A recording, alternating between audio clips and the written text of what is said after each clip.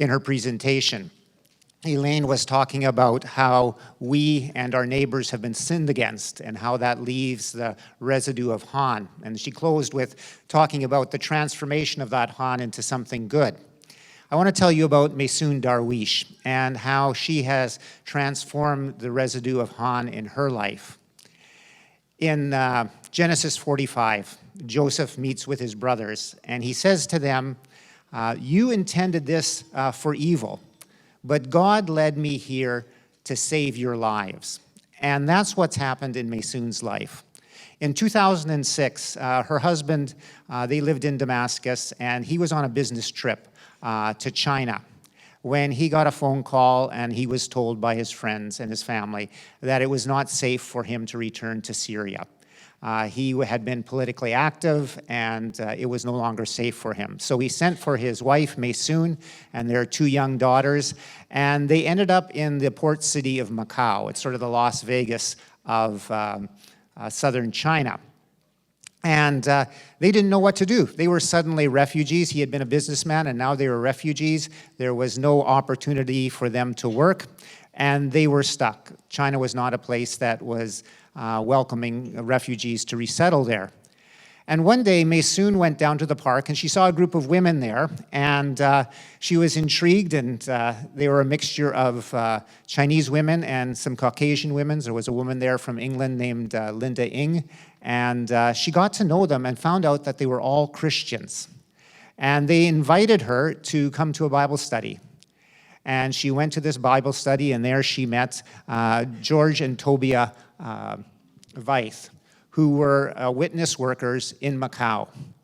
And through that Bible study, Maysoon became a Christian. She had been sort of nominally Muslim, but she didn't go to mosque or anything like that. She was really secular in her outlook and an agnostic.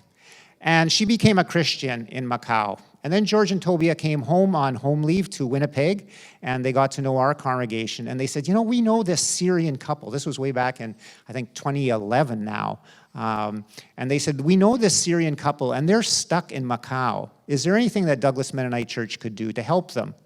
And so in 2013, at the end of 2013, we were able to sponsor Maysoon and her family to come to Canada. Now, next slide, please. So this is the family when they came to Winnipeg in 2013. And Noor is a businessman, and he is very, very ambitious. And he got to work right away. He now employs 30 people in his home renovation business and commercial renovation business. And he's just a go-getter. And Maysoon's a go-getter as well. And they quickly told us, well, we have some other relatives. Maysoon's brother, Mohammed, he was stuck in Lebanon, and his wife was stuck in Syria. And they said, well, can you sponsor Mohammed and Reem? And next slide, please. And this is Mohammed and Reem. And we said, yeah, we can sponsor them, because it had gone so well with Maysoon and Noor. So we sponsored them. They came to Canada. They had been separated. They had just had a small civil service, really no family. And so Daryl, who's been leading singing, his wife just had a real compassion for Reem, who had always wanted a wedding, like a proper wedding. And next slide, see. So Daryl's wife, Krista, she organized this big wedding. Daryl's brother-in-law hired Mohammed. Daryl's other brother-in-law set up the reception. Daryl did the music. It was a real family thing. And then quickly, Mohammed and Reem and Maysoon and Noor said, well, we have more relatives. And they had more relatives. And so we had, I think now we are up to, we have sponsored in the last 5 years 21 refugees to come to Canada. And Noor and Maysoon have also sponsored additional family members on top of that. So it has just snowballed. And they've done really well.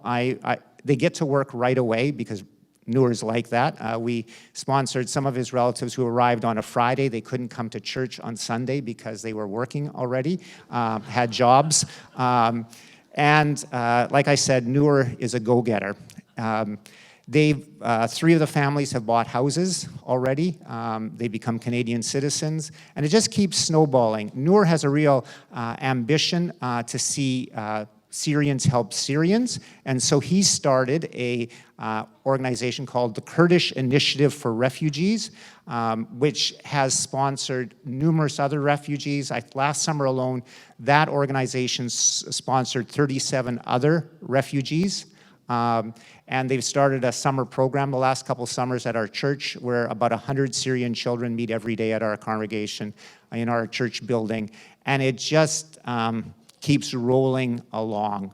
We are just so fortunate to be partnering with Noor and Maysoon. Maysoon's brother Mohammed, he told us when he arrived that his name was no longer Mohammed, his name was Brian, because Brian Dick from MCC had been instrumental, and he was baptized. Maysoon is now MCC's refugee coordinator for Manitoba. Brian / Mohammed sits on our church council. It has been just a wonderful time.